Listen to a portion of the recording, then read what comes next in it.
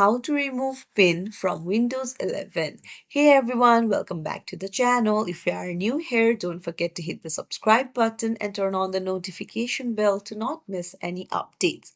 So do you want to remove the pin to log in into your Windows? Then you're in the right place. Let's dive right in. First things first, go ahead and open up your settings app, and then you will see various options on the left hand side. Go to accounts,